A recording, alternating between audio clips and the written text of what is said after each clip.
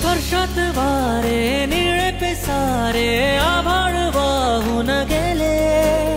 तुझ्यात मी अन माझ्यात तू, कसे दोघात जग हे